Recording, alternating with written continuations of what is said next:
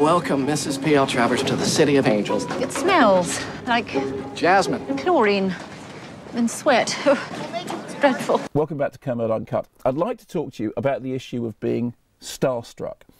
Last Friday on the Kermode Mayo film review show that I do on Radio 5, there was an interview that I'd done with Emma Thompson. I'm a huge Emma Thompson fan. She just made this film, Saving Mr. Banks, about the making of Mary Poppins. I love Mary Poppins. I'm a really, really big fan of Emma Thompson. And people listening to the interview, they said, well, you just sounded like you were completely bowled over by being in the presence of Emma Thompson. You love Mary Poppins so much, of course you're going to love Saving Mr. Banks. And I do understand that my personal feelings will, of course, come into play when I'm reviewing that film. But here's the thing, you see, I don't think there's anything wrong with being starstruck. In fact, if I stopped being starstruck, I think it might be the time to maybe stop being a film critic. I remember the most starstruck I think I've ever been was when I interviewed Linda Blair years and years ago, back in the 1980s. I was just starting out as a film journalist. And I just couldn't believe that I was in the same room as Linda Blair, not just because of The Exorcist. She's made loads and loads of films, but obviously because she was the star of The Exorcist. She was the first person directly involved with The Exorcist that I ever met. And she was really nice, really intelligent, really friendly, really funny, and yet very much a star. I remember meeting Shirley MacLaine, and she had that thing, people always talk about star quality, that she filled the room. I mean, you know, she was a small physical presence, but she absolutely filled the room.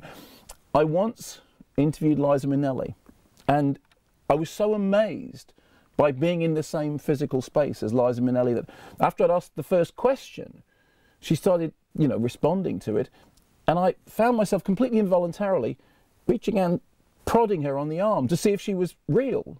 The most terrifying thing was she barely reacted. Why? Well, apparently it happens all the time when you're a star on the level of Liza Minnelli. I still wonder whether if I ever got to interview Richard Gere, I'd be able to contain myself. I mean, the fact is I've laughed at Richard Gere, but, you know, it's possible to find somebody funny and to find them a star at the same time. And, of course, Richard Gere doesn't mind being laughed at because he has a sense of humour and a career.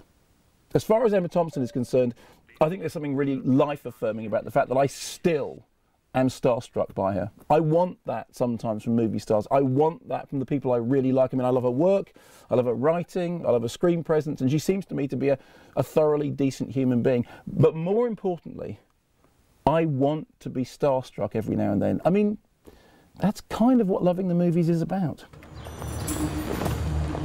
Good morning, Pamela. It's so discomforting to hear a perfect stranger use my first name. Mrs. Travers, please. I do apologize, Mrs. Travers. I'm Don DeGrady, the scriptwriter. Co-scriptwriter? I shall certainly be having my say, Mr. DeGrady. Wonderful. I welcome your input. If indeed we ever sign off on a script. Right. This is the rest of your team.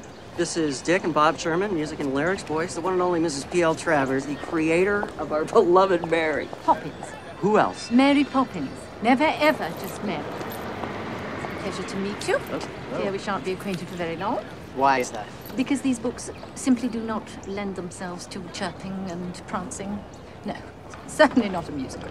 Now, where is Mr. Disney? I should so much like to get this started and finished as briskly as is humanly possible. Perhaps someone could point me in his direction. I'd be so grateful. Thank you.